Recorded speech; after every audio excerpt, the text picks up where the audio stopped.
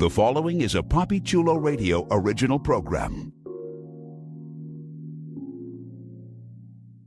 The views and opinions expressed in the commentaries and/or interviews in the following program are solely those of the individuals and are not views of Papi Chulo Radio, its parent, affiliate, or subsidiary companies.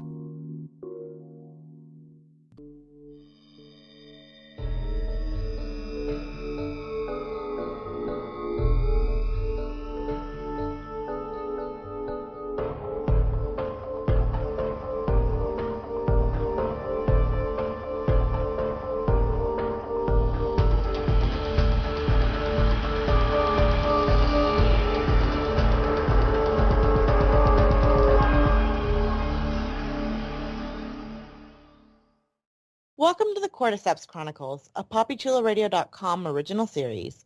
Papi Chulo Radio, pop culture on demand. Today is Monday, January 16th, 2023, and I'm your host, Priscilla Obregon. During this podcast, we'll be having an in-depth discussion on HBO's The Last of Us. Please welcome my co-host, Jeffrey Aruz. Welcome, everyone. We're going to try to be fun guys and gals. And Vinny Hatcher. Dang it, that was exactly the same intro line I was going to use, Jeff. I think someone was going to take it. So I was like, so good. Corny people think alike. My backup was going to be Cordyceps her. I hardly know her. Oh, I like that. But hello, listeners. It's been a while.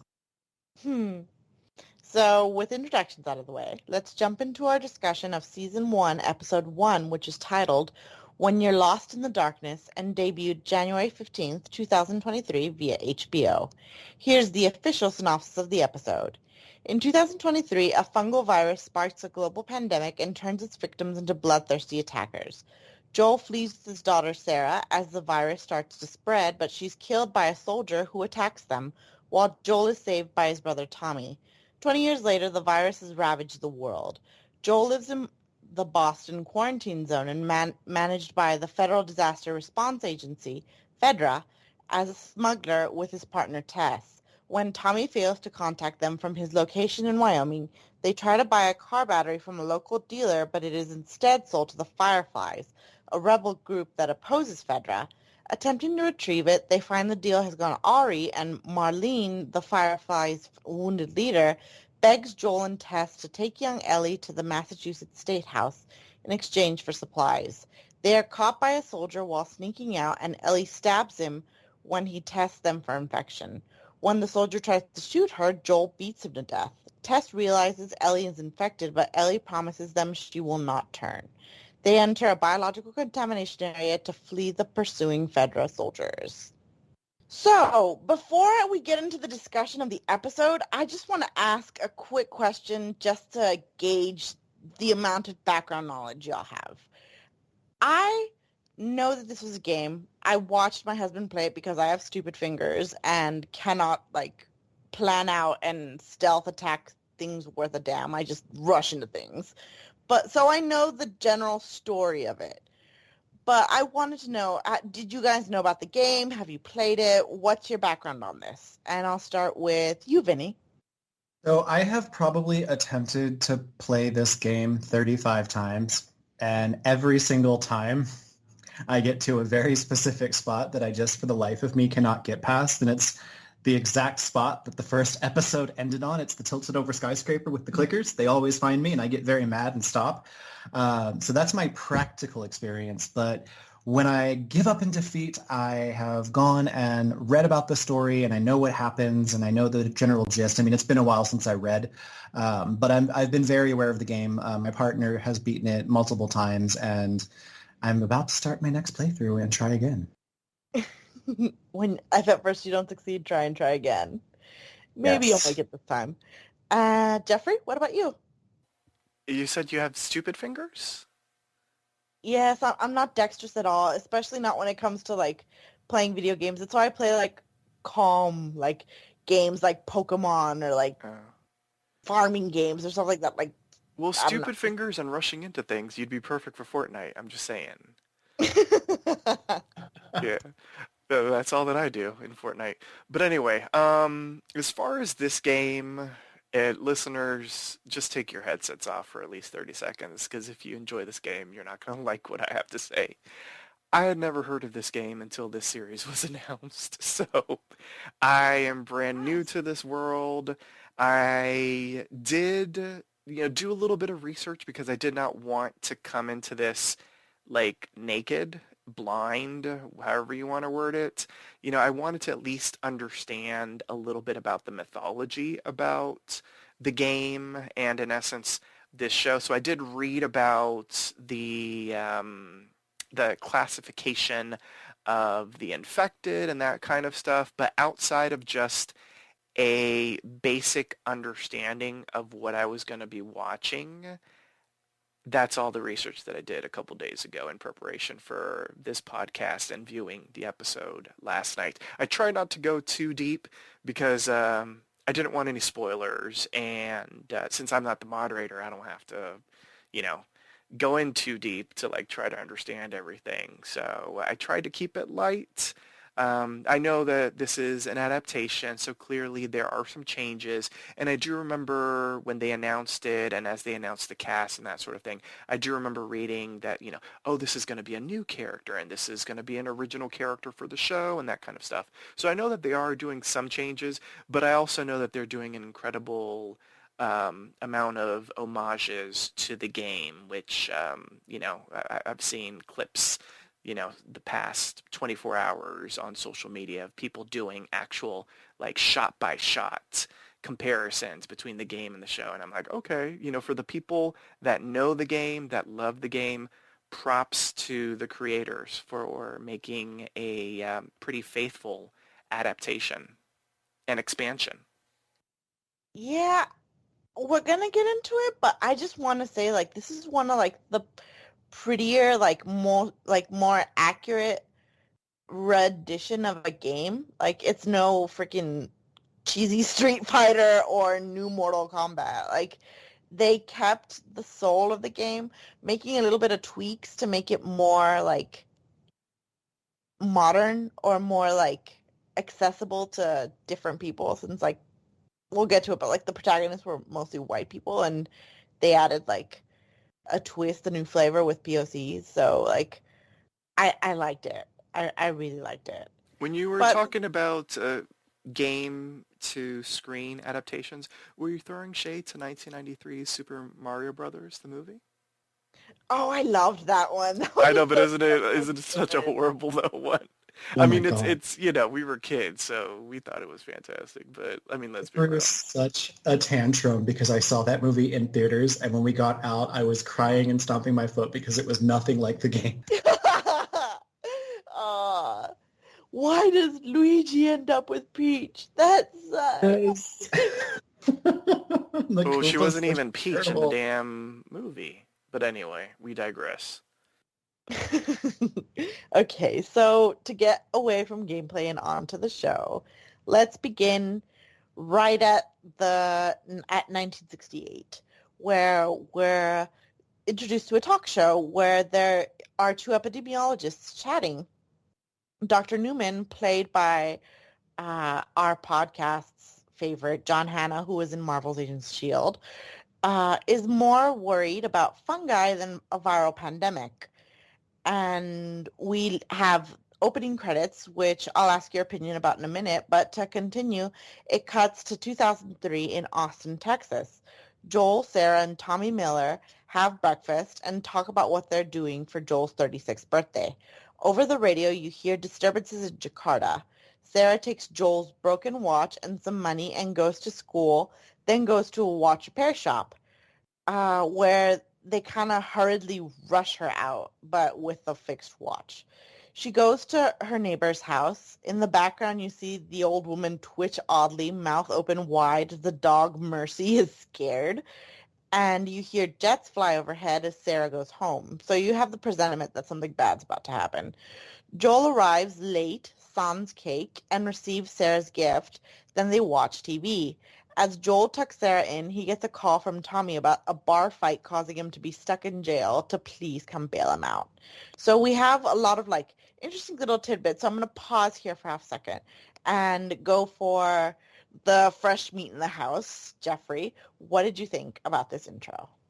Okay, so the stuff, the 1960s television, the doctors chatting on ABC, incredibly fascinating, a little bit eye-opening because I feel like nobody really thinks of like a fungus among us. You know, like they're gonna all of a sudden attack humans and that sort of thing. So as he was talking and as everyone was sort of reacting to what he was saying, because at the end of the day, I mean, it sounds plausible, right? I mean, clearly, this is it's the premise of the damn show. So because it sounded so damn plausible and no one had ever really thought of it, you know, I was like reacting the way everyone else was reacting to it. I mean, it was incredibly fascinating. And then the jump to 2003, uh, can I just say shout out to Nico Parker, just fantastic as Sarah. Um, I didn't know anything about the game, but I knew she was doomed just because she was just too nice. And I was like, based off of just the trailers, poor Joel, you know, he's seen better days. And I was like, okay, clearly this poor, wonderful, I mean, she's just wanting to fix a watch. She just wants to eat some cake. Like, she's living her best life. Like, I knew this poor girl was going to have to die somehow. It wasn't the way that I thought, but I was like, you're doomed. And shout out to Nico Parker. I adore her mother. And so seeing her just become this incredibly capable young actor is just fantastic. So I was immediately rooting for her, even though I knew bad shit was going to go down. When Grandma in the background was doing her best, you know, horror movie trope, I was like, oh, no, like, you need to leave. Please leave. Like, I know you're probably going to die, but I don't need you to die right now. Like, you need to live just a little bit longer. And she listened to me. Through the TV, she listened to you. She did, yeah. I want to know what you thought of the opening, because you are the one that's like usually like really strict about like openings being either good or bad. Like, did this one impress you? I thought it was really neat what they did. You know, it was basically um, fungi growing, and you know, we saw sort of like this.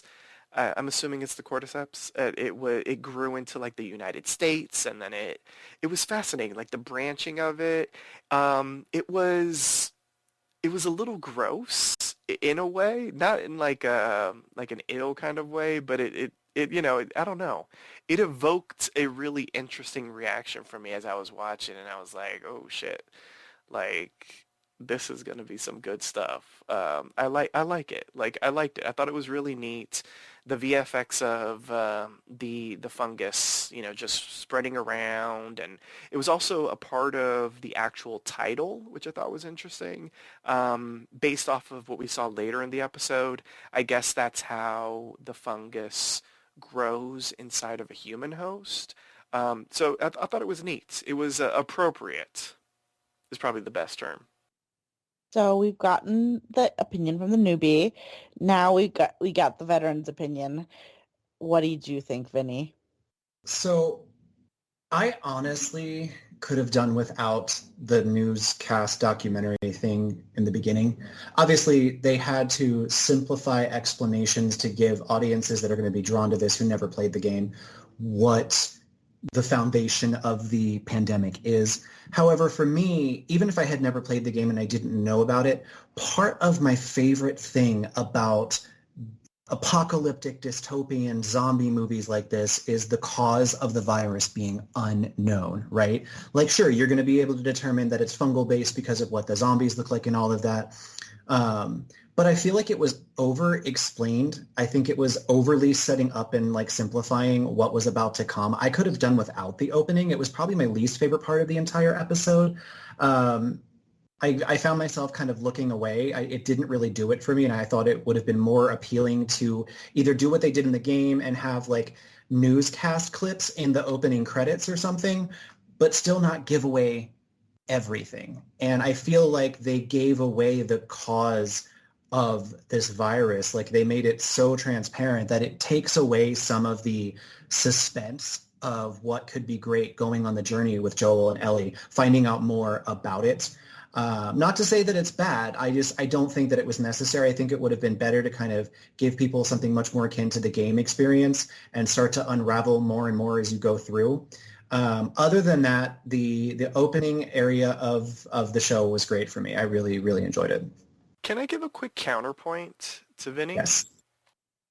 Okay, because I respect your opinion, and you know, different minds think in different ways. So I hear what you're saying, but for me, I didn't mind it just because, not to compare this to another show that's like post-apocalyptic and a virus and all that kind of stuff. But I think one of the things that kind of hindered The Walking Dead a little bit is because we never really got an explanation as to why it happened. It just sort of happened, and yes, there were flashes to, you know, pre-apocalyptic life, but we never did get the answer. And I think by giving it to us, not giving us the full answer, but giving us a reason as to why it happened, we still don't really know how it happened, per se. Like at the end of the episode, we don't know how it spread, kind of. I mean, we have our theories and that sort of thing, but because they gave us a foundation, I thought that was good enough for me for right now. So we have a little bit of a foundation as to where it came from. We don't really know how the entire globe officially got it, per se. And I was cool with that. So since most of you like discussed like the different points of view of the opening, I'm just gonna like talk about two things that like came to mind as we were like chatting about this that like appealed to me a lot from the opening. One is in the gameplay, you get like a newspaper clip that kind of insinuates that shipping was blocked on certain types of food because they were worried that that was spreading the contagion. And there are little hints, and this is like my crackpot theory, that it stems from like exactly what the epidemiologist said. We put like yeast and like we put like fungus in our breads and stuff like that, and we get little hints like they didn't get to have pancake mix in the morning. They didn't get cake. She didn't eat any of the oatmeal cookies. And the old lady that was infected had biscuits in the morning. So like little things like that make me think like, are they really bringing up like the theory that was like portrayed in the game here? And if so, like that'd be kind of interesting. I'd like that. Or is it just gonna be like a little wink, wink, nudge, nudge to like something that's kind of like almost throwaway in the game? So I liked that. And also like one of the big glaring things that like as a gamer like you notice is that like Joel was a white Texan man. Ellie was a white Texan girl. And of course the brother Tommy was also white, and like they completely changed the game by having a Chilean, an African American mixed race girl, and like Mexican American like actor, like all these like different races like play characters that aren't originally that, and I loved that. I thought it was so like it didn't take away anything from it because really like their race doesn't really matter so long as like they're good actors and they're like doing like a good job. And I will say like Luna, Pascal, and like Sarah's actor Thandwe Newton, who like I saw her and I was like, you look like your mother. Oh my God. Like, but they're doing an amazing job at this. And although we still get some stupid comments from online where they're like, wait, if he's Hispanic, why does he have a black daughter? That makes no sense. I'm like, these people have never heard of mixed race kids like in their lives. And even if they didn't, like, can it be like a Cinderella thing, like a Rodgers and Hammerstein Cinderella where nobody cares because it's just a really good actor playing a really good role? Like, it was very eye rolly to me when I read comments like that from the Peanut Gallery.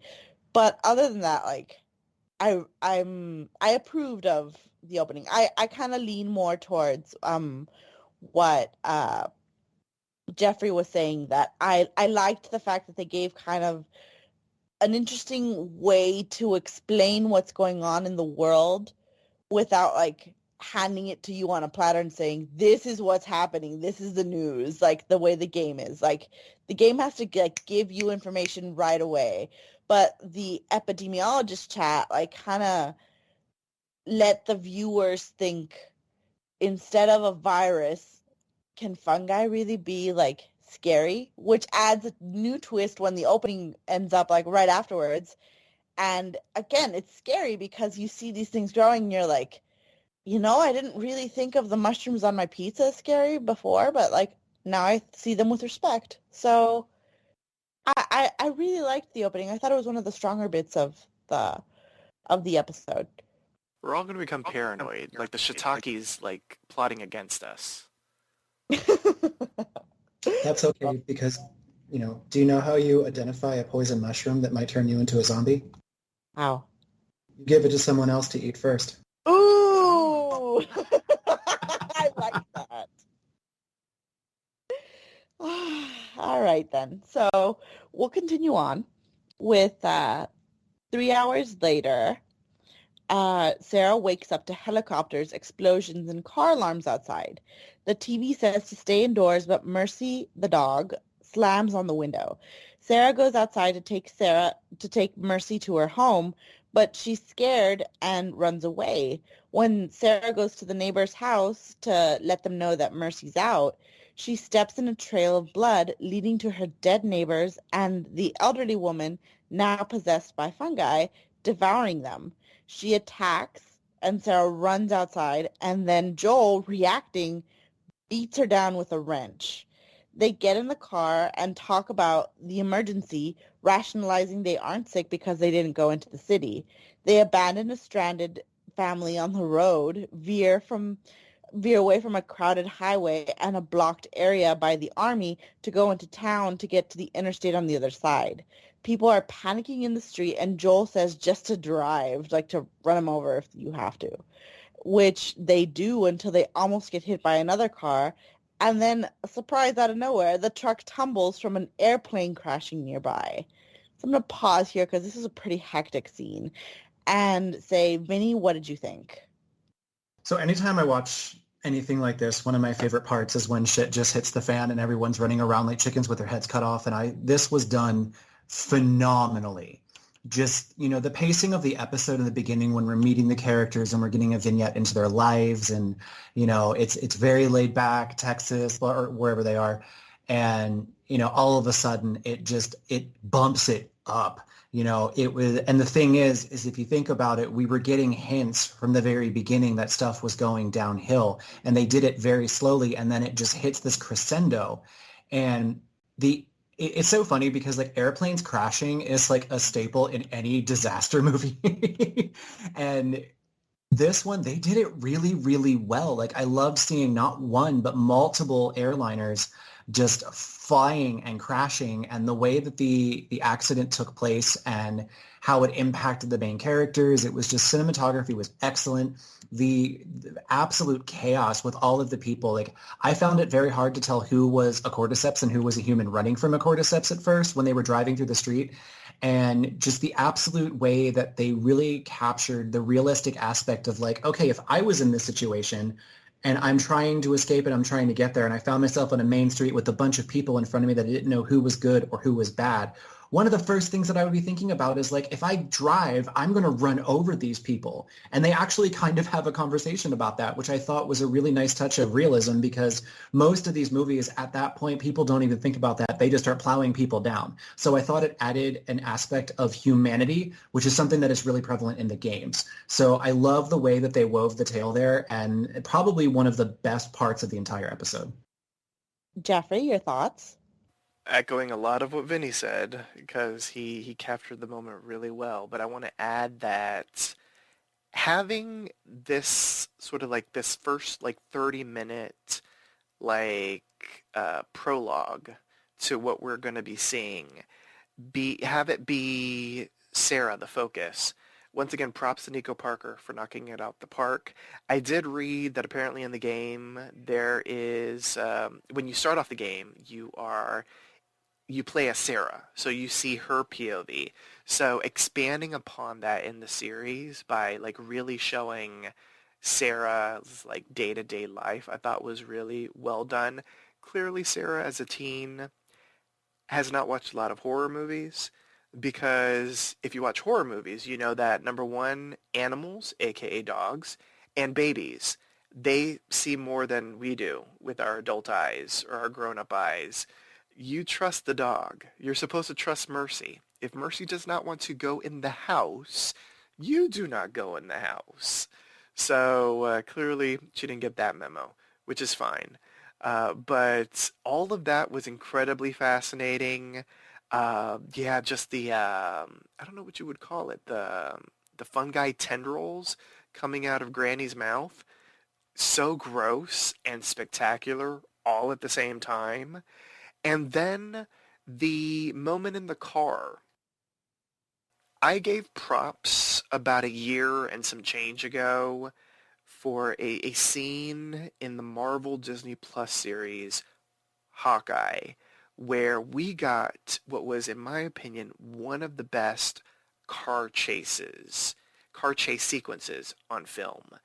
I don't know if I would call this a car chase sequence because it's not like they're being chased by another car, but the cinematography inside of the car showing us from their POV what's going down outside, spectacular. I don't know how much of that was a one take. I don't know if it was multiple takes just seamlessly edited into one another, but props to all of the actors on the streets playing the hell out of their roles of either being attacked, terrified, attackers, infected, all of that stuff. It was magical to see because I felt like I was in that damn car with that family trying to escape. It was just brilliant. Props to the HBO budget. I'm just saying, like, they put some money into that. And I also read that in the game, apparently, it's a car crash that sort of like knocks the car over and gives us that moment where everyone has to sort of come to in the middle of chaos. The fact that we got a plane crash, I mean, this has a budget, people. This has a budget, because to make a plane crash happen and make it look so real, it was spectacular. Kudos, as Priscilla would say, chef's kiss. And we're not even done with the episode. This is barely just almost 30 minutes of screen time. I'm gonna like reiterate what you said about like the babies because that's exactly what I thought. I thought when when the dog started getting nervous, listen to the dog, Sarah. Don't fuck around. But she fuck Priscilla, around. I had to think about this. It was 2003, a much more innocent time. Well, yeah, it's true. I will also say, like, there were a lot of people online complaining about, like, the motion from the camera made me sick. It was too, like, shaky. And I'm like, to that, I'm like, you people, you sweet summer children, you didn't play the game.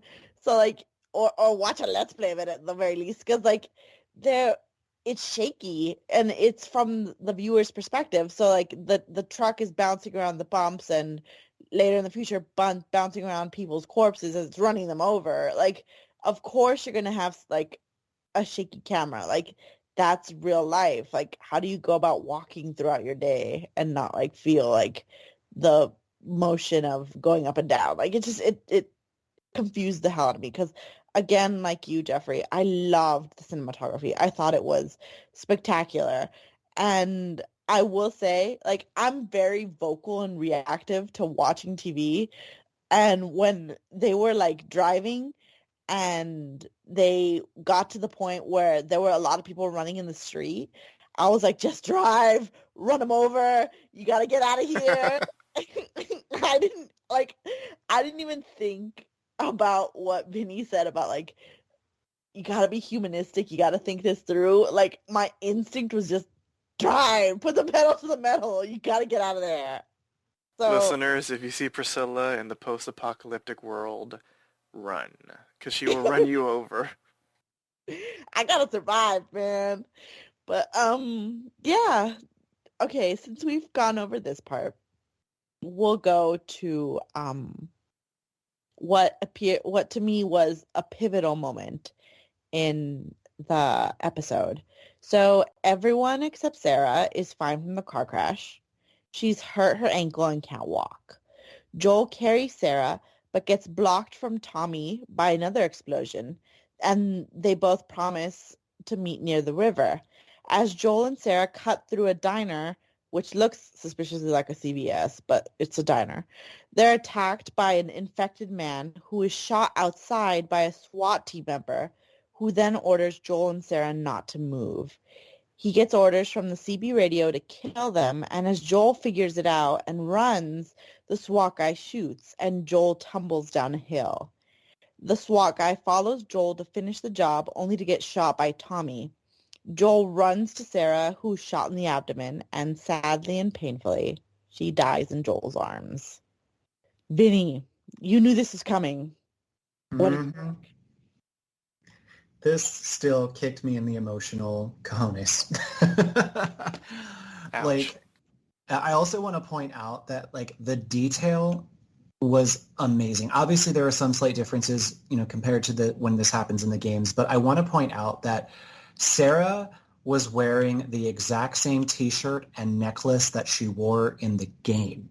Like, I was immersed. Like, she was Sarah to me. Like, all these complainers about different race playing different race, whatever. No, to me, she did a fucking amazing job. Like, this was phenomenal acting on her part. I mean, I'm not going to say that I cried, but I came very close, right? Being warned about this by having played the game and knowing it was coming, it gave me a little bit of a cushion and a buffer, but still, it was a very pivotal point for the character of Joel because it pretty much sets his emotional state going forward for the rest of the narrative. And Nico Parker, she pulled the rug. I would not want to be you, Jeff. I would not want to be someone that didn't know this was coming beforehand because, like, they really make you think that she's going to be a main character, that there's no way she can die. And just like it does to Joel, it pulls the rug out from under you and really hits you in the feels.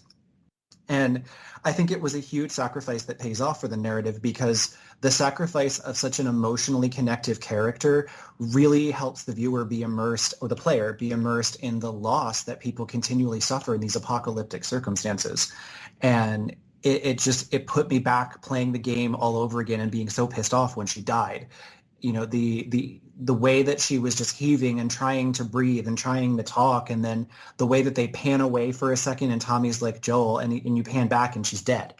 Like it was just really, really well acted, filmed. Hands down, it exceeded my expectations. Jeffrey, did it hit you in the emotional cojones too?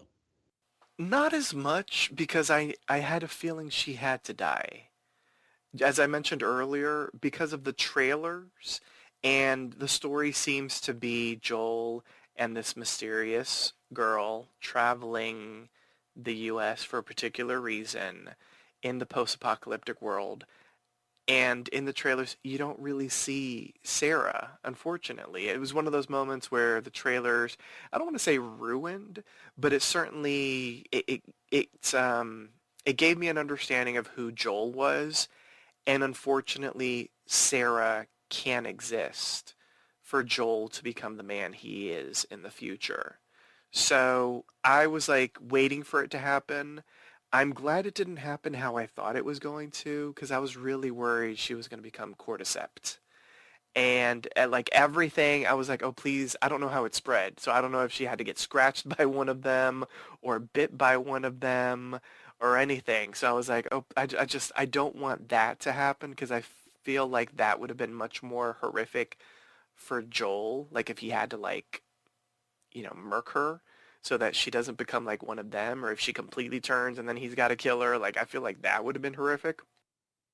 But this was just as horrific because it was, it was gun violence. And I mean, let me just rewind for half a second because that whole sequence with the man that was infected that chased them, like I was so nervous. I was so glad that he was like kind of bumbling because, he didn't really know how the fuck to run. Like he was just crashing into everything. So I was like, okay, good. That gives him extra time to run away from your ass. So that was very suspenseful for me. And then once we saw the military person, I was like, oh no, she's probably going to get shot. And then she gets shot.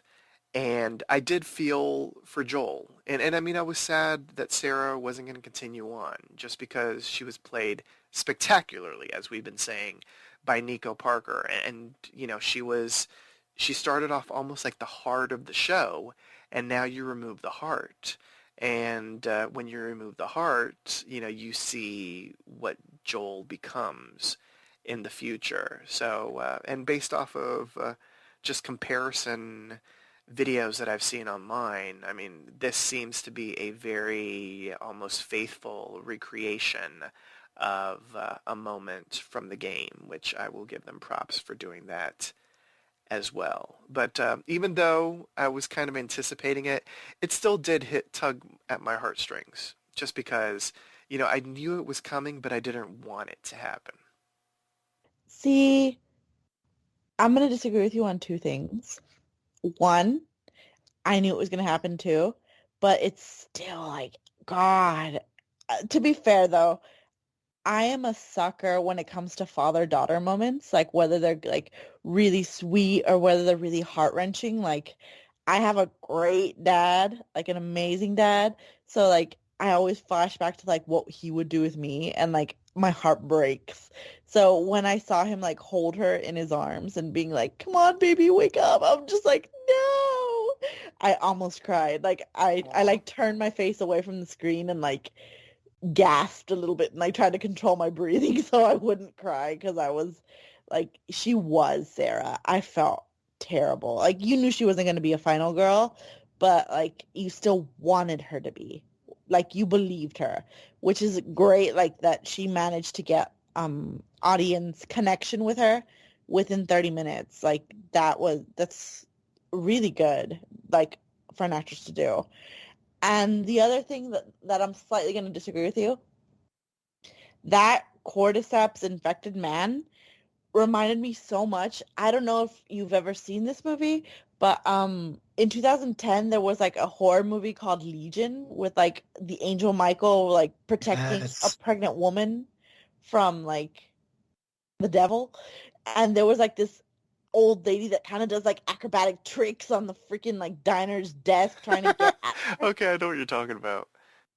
But he was doing basically that, and I was like, He wasn't doing tricks. He was chasing them and he kept on falling.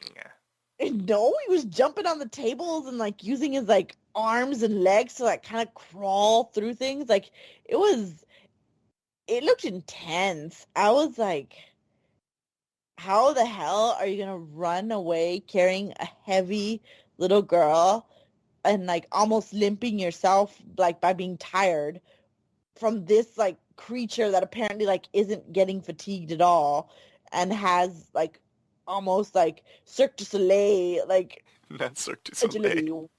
What the hell? Like I love it. I was freaking out. I loved that scene.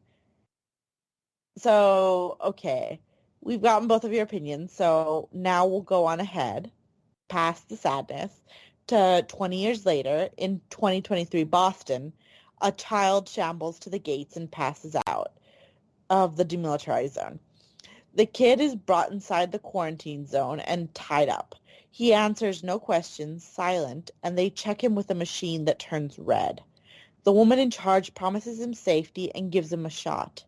And the scene then cuts to people burning bodies, and we see the child's body, head covered by a bag.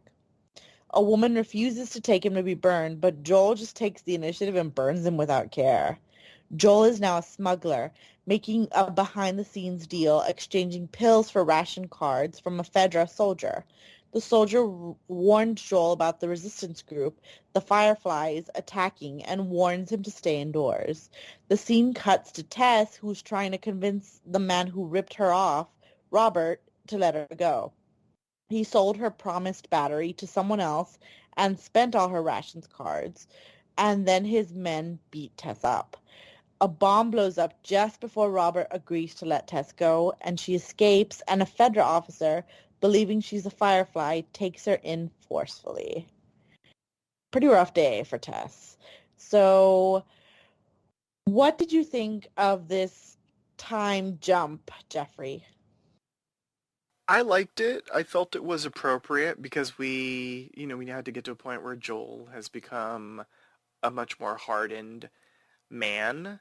I thought the introduction to this quarantine zone was really interesting. I mean, the fact that they murked a child, but an infected child, was oh, that's gangsta. That was about as gangsta as when Rick Grimes over on The Walking Dead was being chased by that little girl, Walker, at the start of The Walking Dead. Yeah, when you're killing the children at the beginning, you know that it's a post-apocalyptic world, and like nobody's batting an eye or anything. I thought Tess was really interesting. I was like, okay, she's a badass.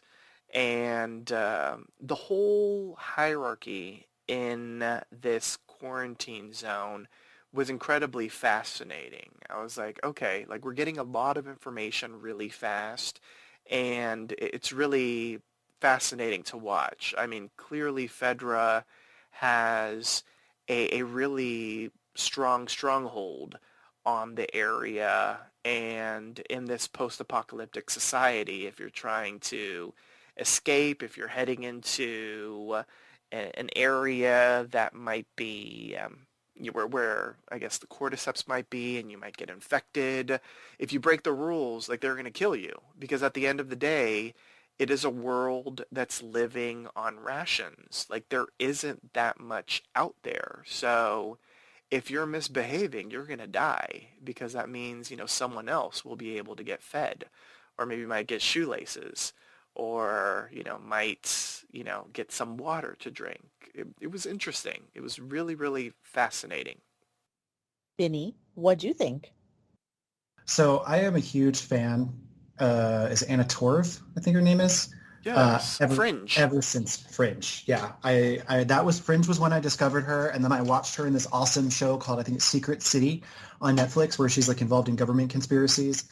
She's an amazing actress, and honestly, I never would have associated her with playing Tess, but she's perfect. She is so spot on perfect for that role. I absolutely was thrilled when I realized it was her, because at first I didn't recognize her. But the time jump and everything, I mean, it was necessary because we had a massive tragedy, and now we have to get to the current timeline for the story and catch up with Joel and what's going on. How has the world changed? Because this isn't a story about the world ending. It's the story about how people are surviving after the world has basically ended as we knew it. And I thought it was a really great transition. It wasn't jarring. And I found myself very curious about the environment, just like I was when I played the game. So I think this was a really, really well done transition. Again, the cinematography, oh my God, the scene when the little child is like walking up to the quarantine zone, and we just get this brilliant, like what sticks out the most to me in my memory is the nature scene as the kid is walking through the forest towards the quarantine zone. Like I have a 4K TV, and I've never fully appreciated it until that moment, I think, because it was, I literally felt like I could just jump through the screen. I love the whole setup of, the society, and now we're, finding out about, what happens when you go outside of the QZ, and it really makes you curious about what this world is like and how did they get to where they are? How are they surviving? I also just want to say I love the whole thing about, well, what pays more? Probably the shoveling shit job. Right? When we first saw the kid, I was like, oh shit, he's infected. But then we saw him close up, and I was like, okay, not infected. But then the red light, and I was like, oh, infected. And then the dead body, and I was like, okay, really infected. Love killing children. Yeah. I got flashbacks to the road, to when they were like, I don't know if this is a deleted scene or not, but when they were roasting the baby, I was like, yeah, this is definitely a post-apocalyptic world when like they just don't give a shit about children. They're gonna roast them if they have to. So like, I just felt bad. Like a part of me, like, my heartstrings were tugged when she was like, when the lady in charge, the military officer was like, we'll get you like all the toys you want, all the food you want to eat, we'll keep you safe. And then she like basically euthanized him like you do with dogs that you need to like put to sleep. Damn. That's some hardcore shit. Yeah. And just, I will reiterate, the Anatour of Love. I watched Fringe too, but like, is it? I don't know if it's like the makeup or the fact that like she's gritty. Like, I don't know, but I totally didn't know it was Anatour until afterwards when I was like, okay, who are these people? They're really good actors, and I looked them up, and I'm like, what? Oh, My wayfish beauty in like a power suit and a gun is Tess? What? you want to know the moment that I recognized her, Priscilla? What? And we'll get there eventually, so I won't give away too much. But it's the moment when they meet up with Marlene and Ellie. Right, that very first moment when she looks up and the light kind of hits her face. That was the only moment that she first looked like Anna Torv to me. So if you go back and watch that, maybe that'll register with you. But everything leading up to that, I had no idea. Yeah, she's a really good actress. They cast really good people this time around, like for this show. It's really good. So, continuing on, we then see a girl who, as an audience, will later realize is called Ellie, being chained to a radiator and answering a series of questions very flippantly to a firefly. Ellie is claiming to be called Veronica. It then cuts to Joel cutting past a line of people to talk to a man with a radio setup.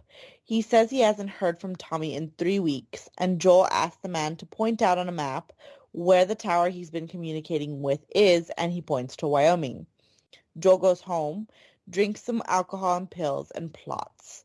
We see him still wearing his birthday watch, now broken. He goes to bed, and during the night, Tess flops into bed with him, holding him from behind as he turns away. Tess catches Joel up on what happened with Robert, and they agree to hunt Robert down, then use the battery to power a car to go find Tommy. Back with the Fireflies, we meet Marlene, the leader of the Boston faction. An underling asks why the girl is there and why they're attacking Fedra. Marlene explains it's to lure them away while she plans to escape with Ellie and take her out west. She gives the underling a note explaining why, then they both agree to take the girl where she needs to go. So it's mysterious yet why they actually give a shit about Ellie and why they're holding her captive. But, Jeffrey, what did you think? Ellie was fascinating, Veronica, and from the beginning, because I was like, okay, why are you here? And I mean, I kind of assumed based off of, once again, the trailer. Not that the trailer gave away too much, but I mean, it sets up the story. And clearly, by the end of this episode, we were going to get into what the story is. So we're getting to know these characters, and we're seeing who's who and how they fit into sort of like the large story that they're planning on telling. Marlene, I loved from the beginning. I 100% adore Merle Dandridge. She just has this incredible presence to her. And I know she's Marlene in the game. And so based off of some BTS from the BTS that they air after the episode, like she was like, when she heard that Marlene was going to be a character and that they were making this, she was like, I want that role. And she said in the BTS that she has kind of like aged into the role of Marlene. So she really wanted a chance to make her, to be her in the live action version. And I thought she had a really great presence in the episode. Tess and Joel, the way that she got into bed with him, it was very comfortable and it was very intimate without it being intimate, if you know what I'm saying. So I was like, oh, okay. I see what's going on here. Or at least I see sort of what's going on here, which I thought that was kind of neat to sort of expand upon their relationship without really saying much. Vinny, what did you think? So I really enjoyed it. I mean, obviously we are treading ground that I've walked through before, having played the game so many times. So this is an area that I was kind of getting a little bit bored, but not to the point that like I didn't enjoy it. Obviously, we've got to set the story and get to a point where, you know, we get into the journey with Joel and Ellie and how that starts. I already mentioned I love the Torv, but yeah, meeting Marlene and the setup of the history of how Ellie got to where she was, it was good. And I'm about to express an opinion that probably might make the both of you disagree with me vehemently, but I don't like the casting of Ellie. I don't enjoy her. Oh. I don't, only because I feel like she's playing the same character she played in Game of Thrones. Oh. It's almost exactly the same personality. It's the same exact kind of temper. She doesn't hit me as Ellie. She doesn't strike, and it's early, so I'm open to my decision or my judgment being changed. But just in this episode, it didn't strike me as a new departure for this actress. It was kind of like rote. She's played this before. And so she really didn't strike me as a powerfully acted character in this episode. That's probably the only weak point for me. But everything else I really enjoyed. So going off of what you said, I actually like one of the big, like, it's not even big. It's a little tidbit in the game that I always liked is the voice actress like kind of has a special way of inflecting like when she curses, when she's like, fuck you. Like it's very guttural. Like, and I feel like the actress who plays Ellie like hit it really well. When I first heard the like 1, 2, 3, 4, 5, 6, 7, 8, fuck you, like I was like, okay, they cast the right person for this role because I was worried that she was just gonna do a whole like and like Liana like Mormont again and just be like pouty, like I don't know, just tough girl. But not that I didn't like Liana Mormont. I really did like her. But like I wanted to see what range she has. And Ellie's different. And I feel like she played her differently. And I'm also like gonna reiterate like what Jeffrey said about Marlene.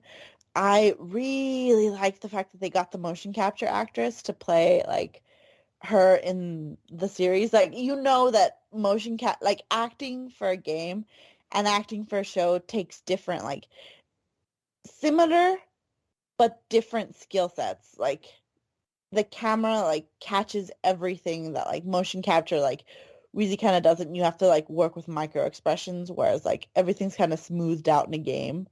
And they're just like it's kind of like a Disney artist taking inspiration from what you're doing like within motions.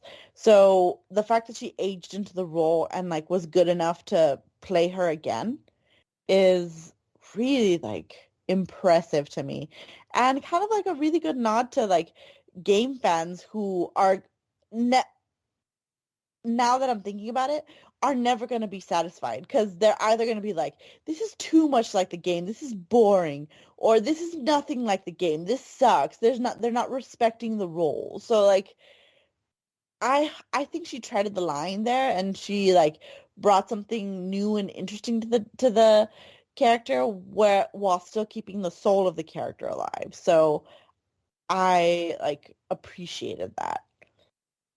And since like Jeffrey, do you have like any rebuttal towards like what you felt about Ellie? Because I remember like you like were like, oh, what do you Well, think? yeah, no. I mean, I know that there is there is a vocal group online that don't seem to like her, and even before the episode like aired, they were like set to like hate her in the role. I didn't mind her. I was not a Game of Thrones fan.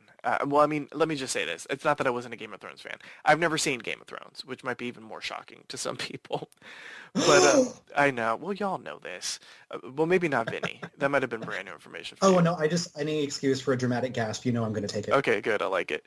But yeah, like I've never seen it before. It's on my list, and I was going to many times. I was going to after the series ended, but then I never did. And then I was going to before the spinoff.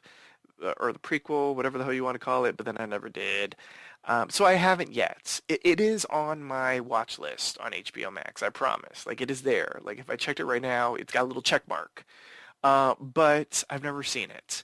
So, like, I can't associate her with her Game of Thrones character. I can't really associate her with anything because I don't think I've seen Bella Ramsey in anything.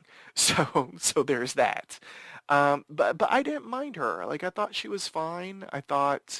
I know that she's British, so her American accent was good, and I believe I read that she actually had to learn an American accent for this. I guess she had never done a production where she needed one. And I thought it was good, and I liked the sass that she brought. I mean, let's be real. At the end of the day, Ellie and Joel have a lot of commonalities when it comes to personality. So when we learn, at least I feel like we get that by the end of the episode. So both of them together, I knew was going to be really fascinating. Yeah, like I think it's almost interesting that like she has to go up against the other like little girl to Joel in this episode. She has to go up against like what was an outstanding performance. And to give a nod to what Vinny said, like she just kind of doesn't like come up to snuff, at least not until, to me, another part of the episode, which like I'll point out. But like I'm still waiting to see more. For now, I'm satisfied with what I'm getting, but I'm waiting to be wowed by what I'm getting. You Yeah, will I'm not never like be satisfied. I'm not overly dissatisfied. I'm very neutral, leaning towards not liking it, but I'm open to that opinion being changed. It just didn't change by the end of the episode for me yet. Mm, okay. So we're going to continue on where Joel is guarding Tess at a meeting, and a person who he later reveals to be a Firefly comes to talk to Joel, only to be told to leave or he'll break his jaw. Tess finds out where Robert is hiding, and back at the Firefly's hideout, Marlene talks to Ellie and gives her back her backpack after freeing her. Marlene reveals she put Ellie in the Fedra orphanage, and she knows her real name is not Veronica. When Ellie questions this, asking why a terrorist would give a baby to Fedra, Marlene counters with, was Riley a terrorist? And Ellie kind of solemnly asks to go home, but Marlene says she has a greater purpose and they're leaving. Cut to Tess and Joel, who track Robert to a building only to discuss the body of a dead man overgrown with fungi. They exit and find Robert's dead body and the battery, which is too messed up to use. There seems to have been a shootout. When Ellie rushes out of another door to attack Joel, he slams her to the wall, puts a foot on her drop knife, and points a gun at her. It's explained that Robert tried to sell the Fireflies the shitty battery. Marlene claims she needed it more than Joel, and Joel states she turned Tommy against him. After much discussion, Joel and Tess agree to take Ellie out of the QZ to the old Massachusetts State House stealthily, in exchange for guns, a vehicle, and supplies once they arrive. Tess and Joel imply if they don't get what they want, they'll kill Ellie. No questions asked. So, I'm going to put a pause here and say, what did you think of the relationship between Tess and Marlene and the implications that are revealed between Marlene, Tommy, and Joel? Jeffrey? All of that was fascinating. It was juicy. Like, I wanted backstory. If there's anything about this episode, and I know it's the first one, so we can't get everything, but I don't know if this is going to be the type of series where we're going to see a lot of flashbacks. So I was hoping for some good exposition. I wanted more. Like, I wanted to understand a lot more about the dynamic and that sort of thing, especially because we're going to talk about it, but so I won't jump too far ahead, but by the end of the episode, like, we're leaving. So I was like, I need all the information right now. Like, what happened with Tommy? Tommy, I guess, is a Firefly. What's going down? with this. We've got a girl that's going to save the world. Clearly there's a bit of like disdain that Joel has for Marlene. Tess just wanted a damn battery. Like, what's going down? The weird man that was like cordycepted on the wall. Like, I mean, it was a lot. Also, the fact that they didn't hear any gunshots and they were in the same damn building, just a couple floors down. Like, I thought that was a little sus. It was a little weird for me, because clearly shit had just gone down.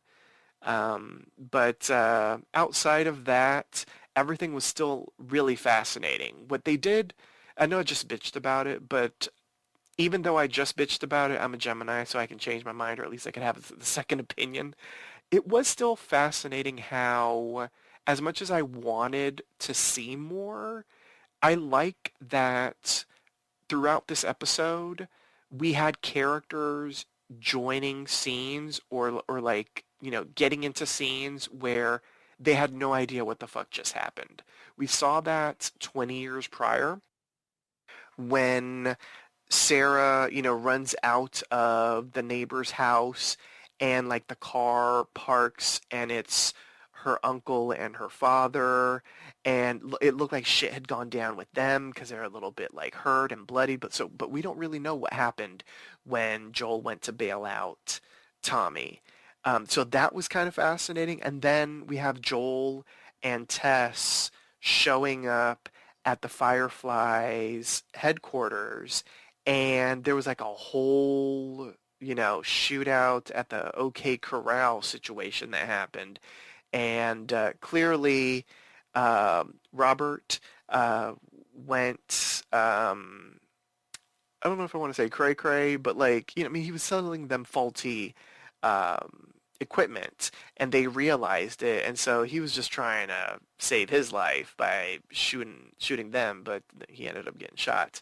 But I mean, it was a whole situation, and so basically what I'm saying, even though I sort of bitched about not getting enough information, it was still kind of refreshing for them to sort of join.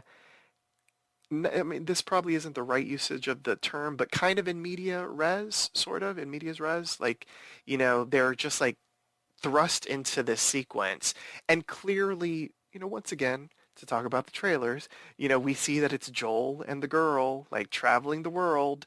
Somehow Joel needed to be there so that he has to be the one to smuggle or transport this young girl.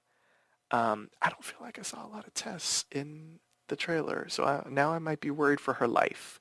But Tess, it was nice knowing you, is basically what I'm saying. Tune in. I'm not going to say anything. Just All tune right, in. stay tuned. Vinny, what were your thoughts on this, like, smudge of background? Love the fact that it, like Jeff's saying, you want to see flashbacks because there's clearly a history here. And I will say that without having the flashbacks and without having any kind of exposition about their history that is obviously between all these characters, the actors did a phenomenal job of portraying the tension between them that communicates that history without us seeing it. Like, you can clearly tell that there's some bad blood here from the past. We don't know exactly what it is, but there's some trust issues and some other issues going on. And so I really love the chemistry in this scene between all of the actors. I think it was well acted, well portrayed, just overall, like walking away from it, you don't necessarily need to know everything, but you do have an understanding that like Joel and Tess are very reticent to do what they need to do in order to get what they want, but they realize this is their best opportunity, and so they're going to do it, even if it means having to deal with the Fireflies. So I really liked that. This whole section was great. Like, I really loved watching him and Tess like going through the whether there was a tunnel or whatever, and seeing the cordyceps on the wall, and finding the body with blood dripping behind the secret door or whatever it was. I thought it was really suspenseful, and I really loved the way that they did the artwork for the cordyceps. Also, I don't think we've talked about it too much, but the music, like the score, like really, really spot on throughout the episode. I forgot to mention this earlier. Like, it's not in your face, but they do a really great ambient musical score to the show, and I really enjoyed it in this section, if I remember correctly.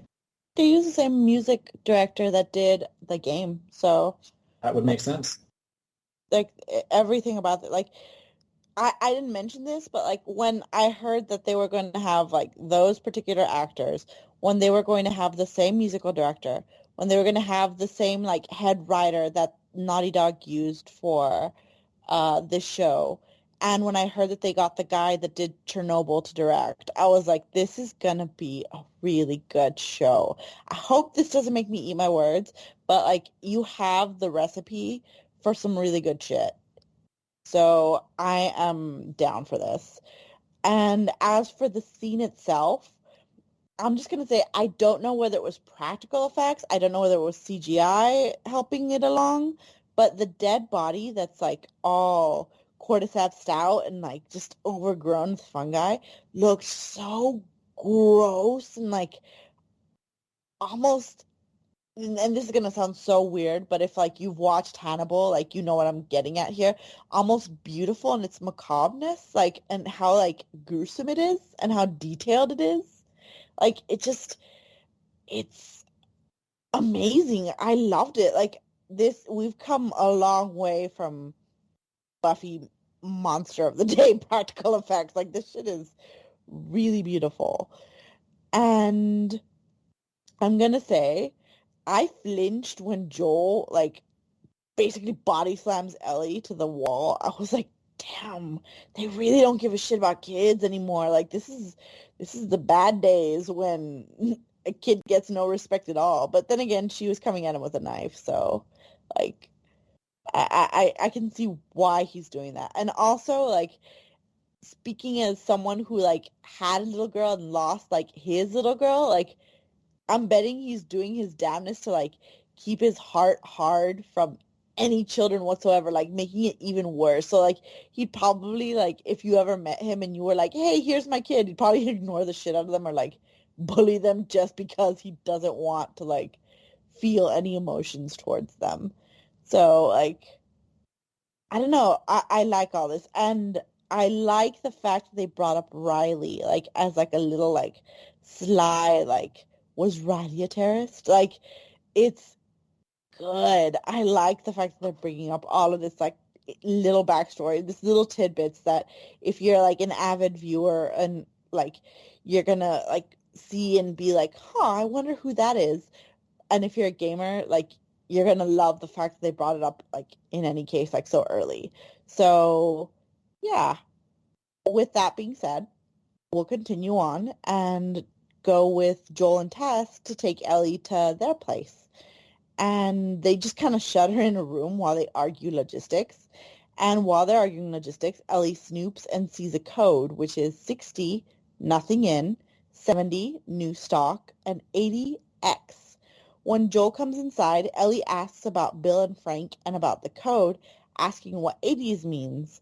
As Joel gets ready to nap and while they waste time, Ellie mentions that Joel's watch is broken.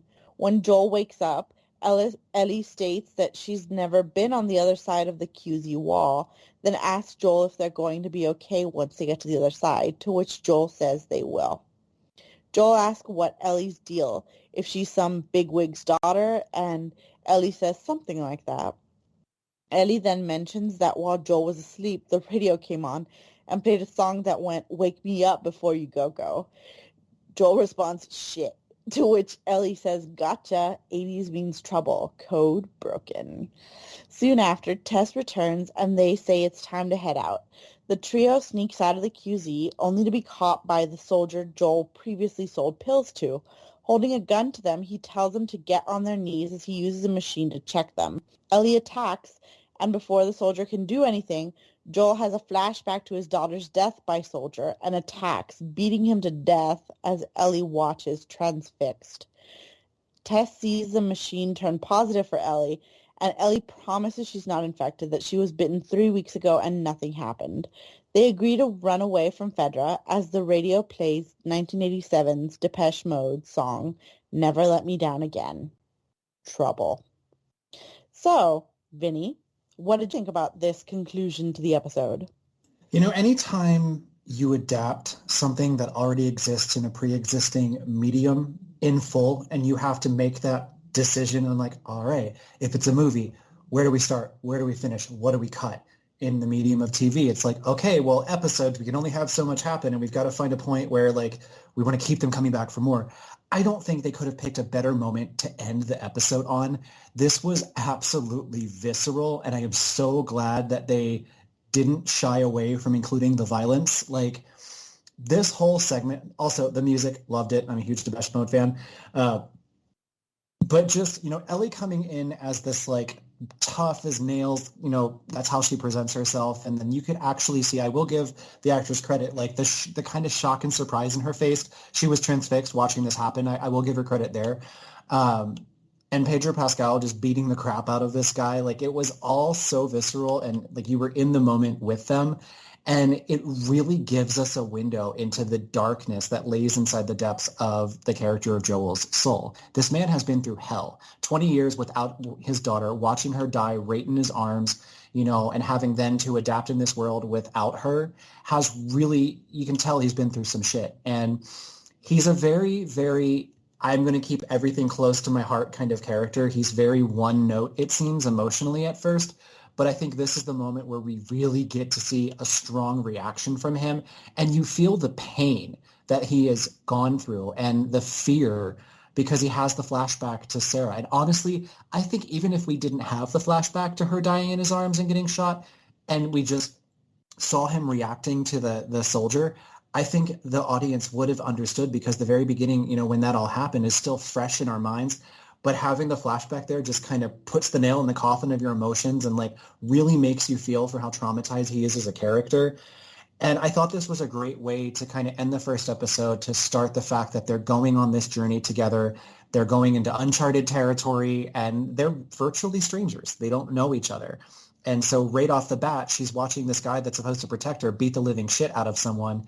And that really might make you question, like, is this the right person I should be with? So you do kind of feel for the character of Ellie, wondering, where this is going to go. Obviously, if you played the game, But I thought this was a really great stopping point. And I loved the whole, 80s is bad news. It was a moment where we start to see the beginnings, like the seeds of the relationship that we'll see grow and blossom between Joel and Ellie for the season. Jeffrey, what did you think about the conclusion to the episode?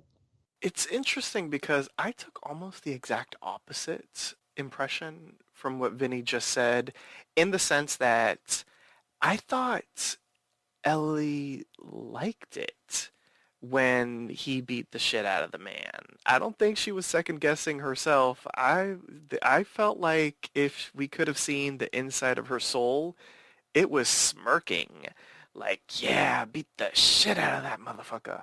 Like, I thought she was gonna start yelling, like, yeah, more. Like, I thought she was like hyping up. Like, I thought she liked it. So that's how I interpreted it. And based off of just the tidbits of what we gotten about her, it seems as if no one's really fought for her. And so I sort of took it like, oh, he's fighting for me. Like, I love this. And for Joel, it was his moment that he couldn't do 20 years before. Like, he couldn't save his daughter. And so this isn't his daughter, but she's an age-appropriate sort of equivalent to his daughter 20 years ago. And, maybe even, for a moment in the blind rage of paternal protectiveness, he saw her as his daughter, and so he got to do what he didn't get the chance to do 20 years ago. So I thought that was a really great moment for him. I didn't think he beat him to death, but maybe you're right, Priscilla. I mean, maybe you don't come back from that. But yeah, like I didn't understand what that man's point was. Like, I get it. He's supposed to be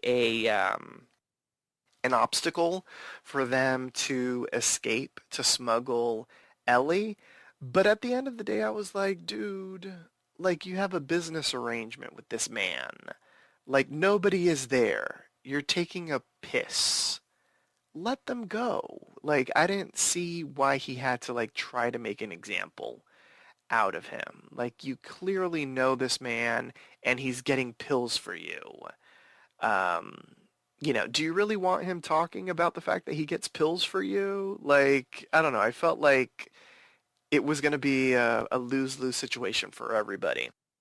So I didn't see the reason why he had to hold them back. But then again, because he does, he tests them and then they find out the truth about Ellie, which, we get sort of confirmation that she is infected with cordyceps but hasn't turned. And so basically she's like the miracle person that could lead to a cure for the world. So yes, she might not be actually a bigwig's daughter, but she is a big damn deal. And I thought that was a nice little moment of affirmation in regards to that, because I feel like for those of us that have no clue about anything about the game, I was like, okay, all of that makes sense, and this is vital information that we need to know in this first episode. I appreciate that you're like you're stepping into new territory watching this episode, because I had this exact discussion with somebody online where they were like, I didn't like that they kind of spoon fed all the information to you, like with Ellie being like, no, I'm not infected. I was bitten 3 weeks ago. I'm like, but someone who's never heard of the game before is gonna need like that information explained to them. Like they need it stated plain out, or else they're gonna come up with like their own like kooky theories as to who she is and like what's going on that might like disappoint them when they're not true, which happens a lot like with any like little mystery in a movie or TV show. So I like the fact that you approved of that. And I will agree with you and agree with the behind the scenes like thing where Ellie kind of looks transfixed at him beating the soldier because she likes the fact that someone's sticking up for her, and the fact that she was raised in an orphanage and she has someone like an older adult like protecting her, something that probably in like this vast desolate wasteland, like she's never actually had anyone who gave a shit enough to like do something like that to her, to take a human life, like is amazing to her. And you kind of get the hint of that with, spoiler alert, uh the preview for the next episode where she's like, have you ever done it before? And I think it's implying that she's asking like, have you ever killed someone before? So like I think the death itself like intrigues her. And I guess in the time of like the apocalypse, you've got to be hard. Like things like that move you. Life and death move you. So, and I mentioned this before in the episode, so here it is. This is the moment that like really like confirmed to me that Ellie was perfectly cast by Bella Ramsey, because like that face that she gave when she's looking at Joel, like it had like almost a balance of childish innocence, like being broken by like harsh realities. And I don't know, I saw that and like I couldn't, like my eyes were just glued to the screen. I was like, wow. And speaking as like the fact that Naughty Dog kind of, I get that you have people that argue that this isn't the case, but if you had Elliot Page herself like sue Naughty Dog because she's like, this character in your video game looks a lot like me, sounds a lot like me.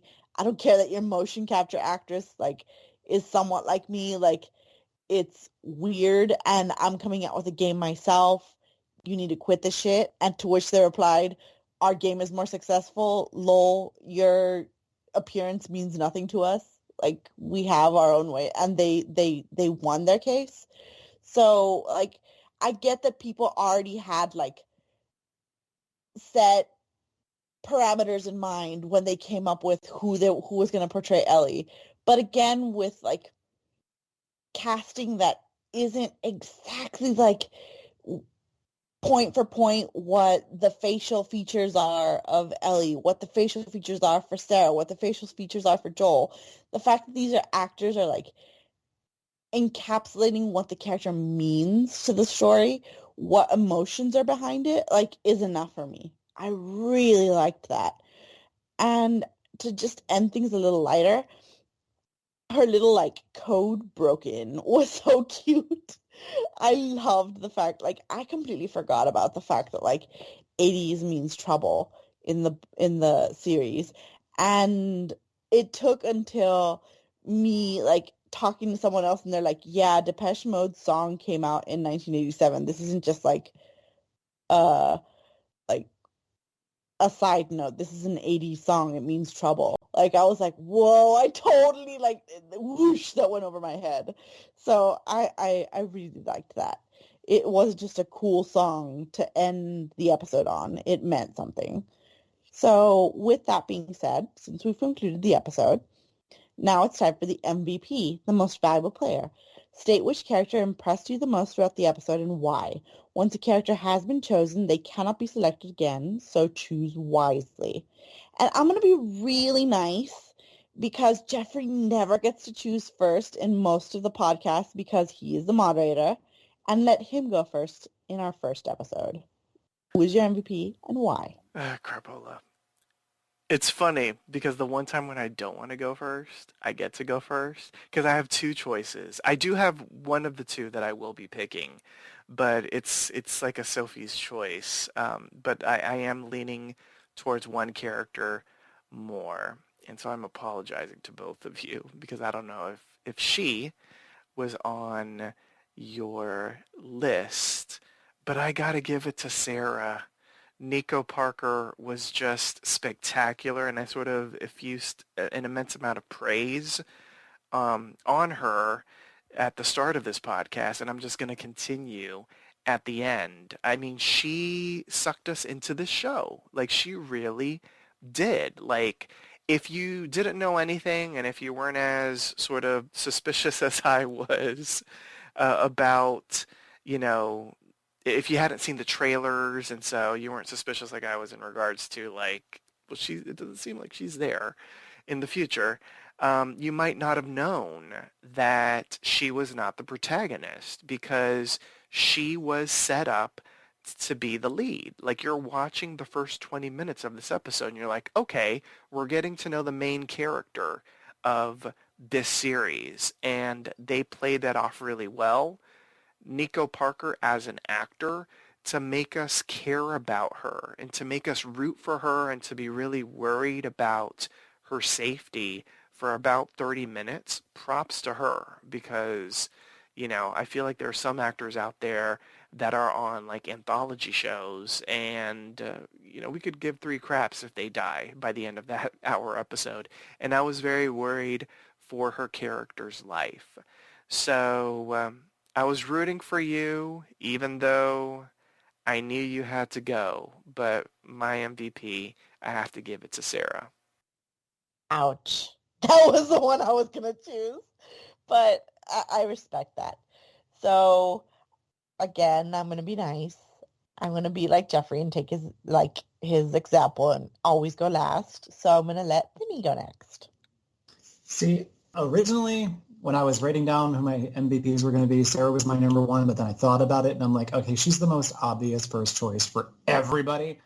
So I forced myself to choose my number one as my backup, and that's going to be Tess. Out of all of the characters after Sarah, Tess was the only one that really fully resonated with me. As far as like if I was listing in an order of favorites, it would be Sarah followed by Tess. And Tess was just really well acted. She's well written. I love her gumption. I loved the character in the game. I think Anna Torv really brought it playing the character, and I'm excited to see the rest of her journey as Tess.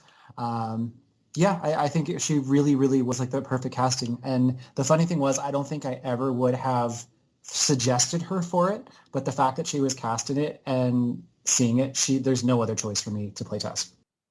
Since we've had two people pick two female characters, I'm going to continue the trend and go for my second favorite character since my first was taken and go for Ellie because I thought she had one of the most difficult roles to handle because not only is she following a bang up job from the first character to die, but she is the protagonist of the series, and she's known for another series that, like, she took a role and embodied it to the point where even the writer of the show was like, I'm going to put this in the book. Like, she has huge shoes to fill, and she managed to do it, like, well. That part at the end where she's staring at Joel was just poetry. I loved it. And her parts where she's like bantering around with Marlene and bantering with Joel with the radio, like they bring a sense of like kitty innocence that, like, I'm impressed, like, in a post-apocalyptic world she still has, especially since she's been bitten. So obviously she's faced like really terrible shit and still come off it like thinking that the world might not be like that bad. Like, so it brings about like a sense of wonder that I didn't think could be possible anymore in a post-apocalyptic world.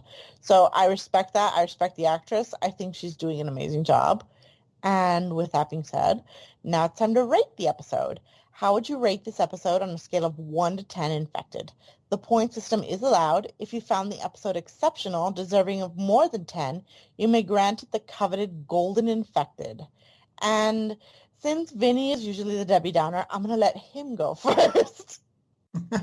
Oh, I I feel like love that it. was a call out. That was like a nice version of shade at the same time. I love it. I mean, overall, this was a great episode. You know, it's a preface and the first step on a journey between two characters that we're going to get to know very well as we journey alongside them. Um, However, I'm not at the point that, like, right out of the gate I want to give it a golden.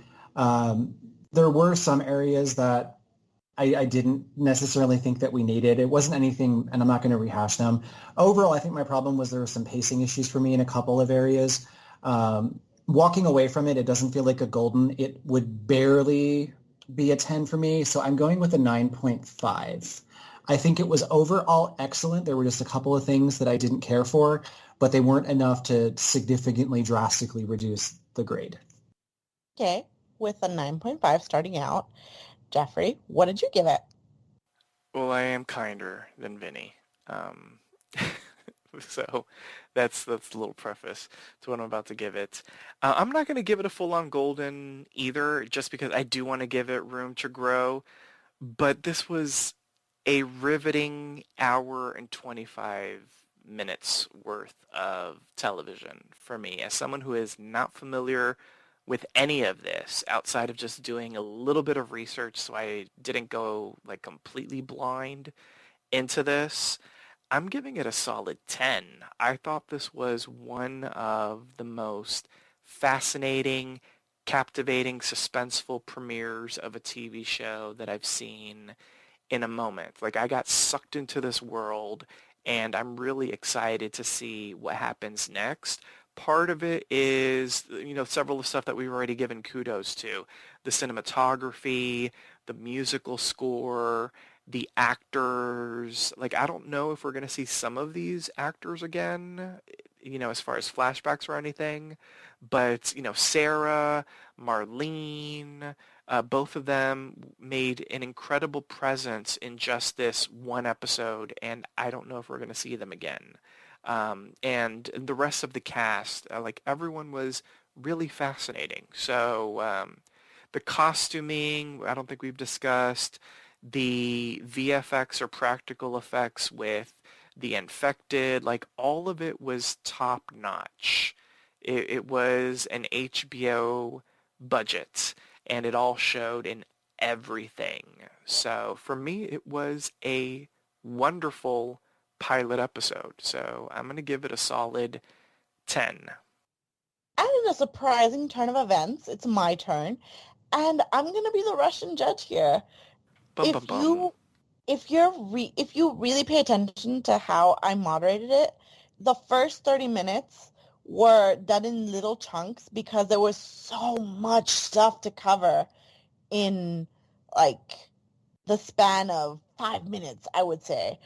But after Sarah's death, I tended to cram like a lot of like words for each section because they went through a lot of exposition and a lot of like just really boring parts that like you were just kind of like, okay, so why are they concentrating on the dust motes on the wall? Like, or why are they like giving us like all of this like backstory that we really don't need? Like, it just, why are they spoon feeding stuff to us?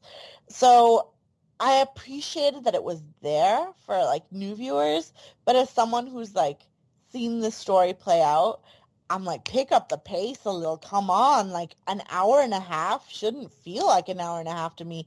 I'm not in a the movie The Avatar wanting to pee right like so bad because because I'm transfixed by the effects. I'm feeling the time pass slowly. Like, come on.